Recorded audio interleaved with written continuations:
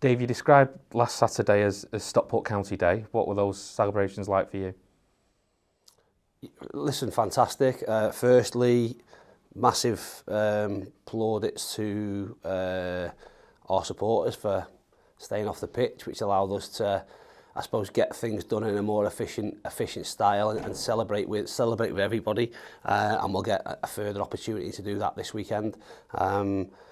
But it was a special day to be able to play and win the game first and foremost, but then enjoy picking up that trophy and celebrating with friends, family, players and staff was the types of things that you will remember for the rest of your lives. It's been a strange one this season, hasn't it? Because of the nature of first securing promotion, then the title, it's kind of turned into a 2-3 week long party essentially for County without any real jeopardy, but much easier that way, isn't it? Yeah, it has been strange because there's not been, weirdly, there's not like a definitive moment. I suppose Notts County was a definitive moment when you've won the title, but the Colchester game and winning there and being over the line but not being over the line then takes that into the Morecambe game when I suppose we were in a comfortable position in the game, so there wasn't, like I say, there wasn't that jeopardy, there wasn't that emotion where you're a nervy spectator watching from the side. There was in the Notts County game, to be fair, so the relief at the end of that game and the last 10 minutes with us getting that extra goal was really enjoyable.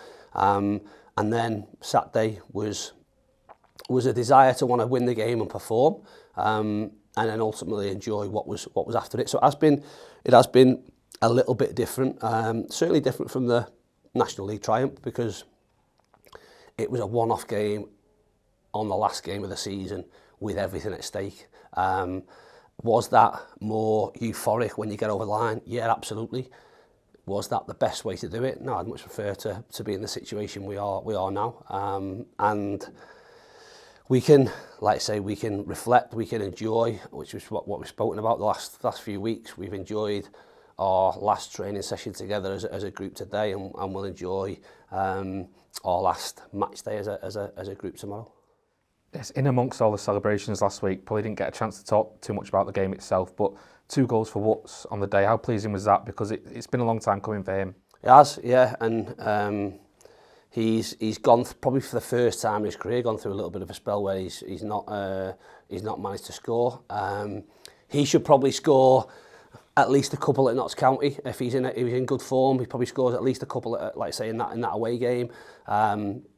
But for him to get, like I say, to get his goals, I think you could see the reaction of everybody in terms of how pleased they were, because he still continues to be a real pivotal player for us that is ridiculously unselfish in his work.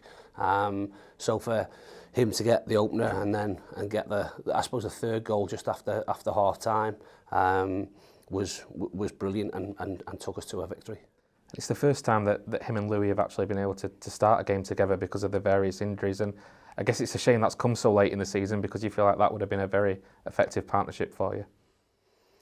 Yeah, potentially. We've had good partnerships or threes up there all season really, and that's something that the ones up there have to take real credit for. They've all got their goals, Louis in his spell, obviously Woods and Tanto and Paddy, so they've all contributed, and if you're going to be successful regardless of what team you're playing, then your players at the top end of the pitch, your goal scorers are always going to be important. But it is, like I say, it is a partnership that is a little bit different in terms of and covers bases with what you'd be looking for, I suppose, if you were playing with the front two. One thing that you and I were discussing yesterday as well, County obviously top of the table, second in the fair play table as well this season. You haven't had a red card in the league since October 2022, touch wood. I'm pretty sure your file team picked up an award for fair play during your time there as well. How important is that to you and your teams?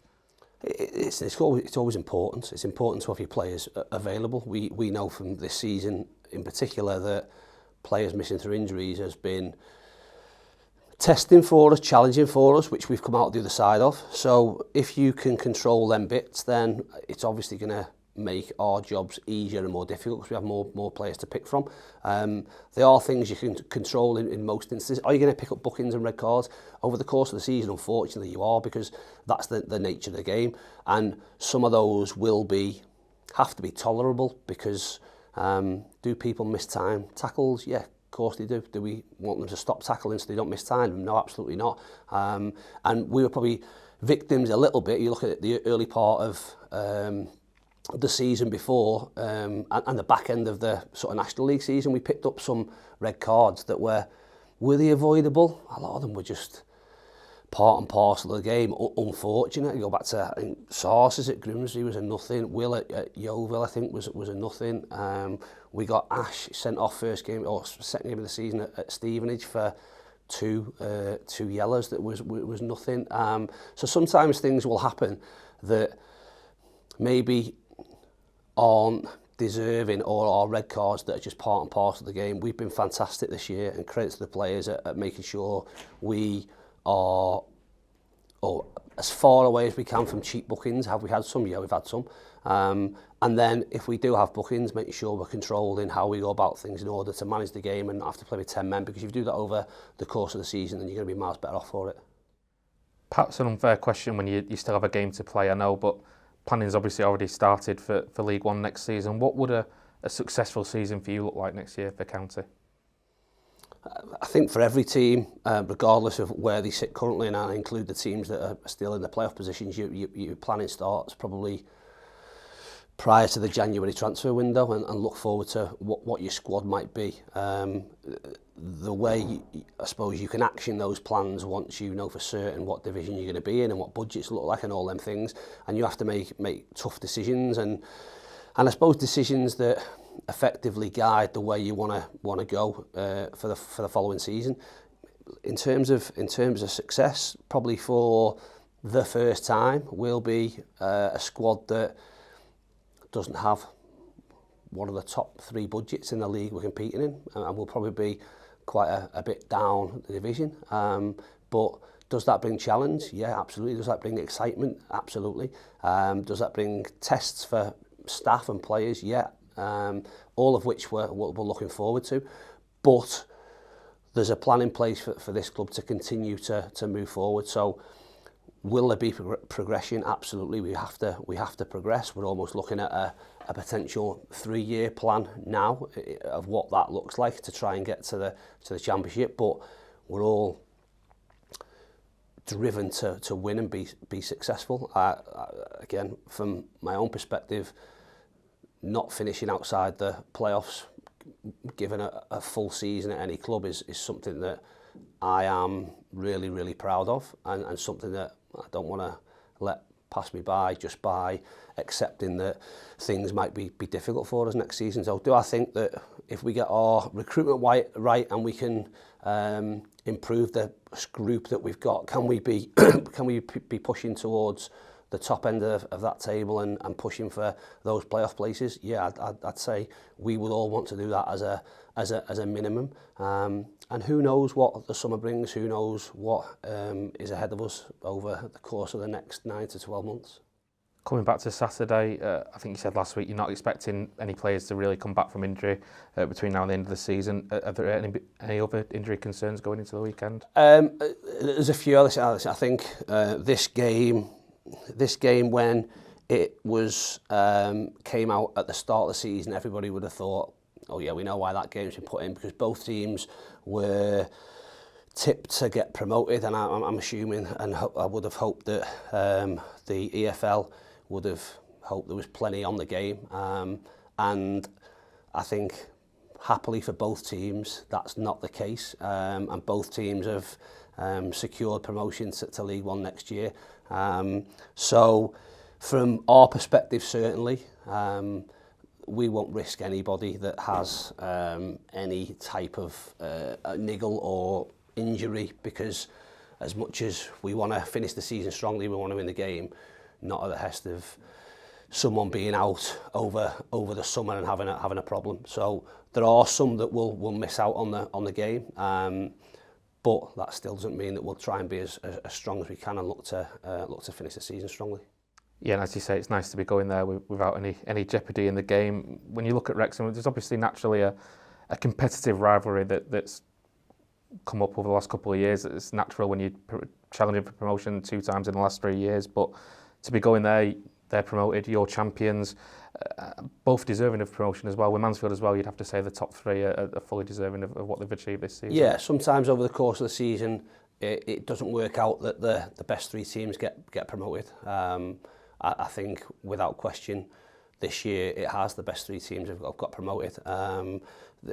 Phil, Steve and his staff have done a brilliant job, because I suppose at the start of the season, if people were tipping the 3 teams to potentially go up, then probably all of us would have been in that argument, but it isn't that easy. So to deal with expectation and pressure, and to bounce up like they have from the National League to go straight through League 2 is a fantastic achievement. We know how tough it was for us last year, and all 3 clubs are fitting of League 1 clubs in my opinion.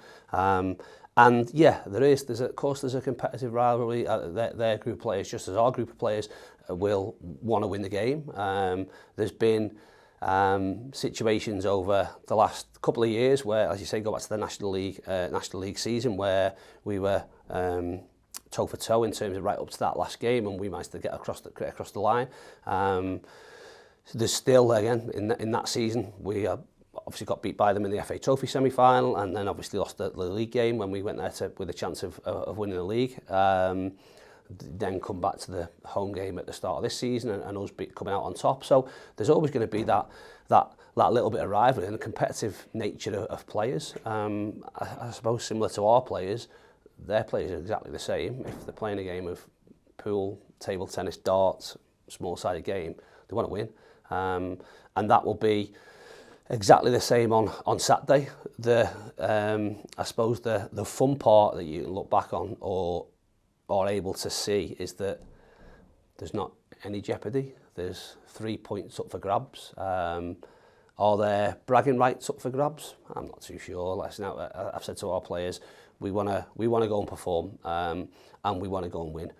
But what we want to do is we want to enjoy this weekend. This is the last weekend that we will spend together as a group, and we've earned the right to be able to enjoy that. So we absolutely will. Appreciate your time, Dave. Thank you. Welcome. Cheers. Thank you.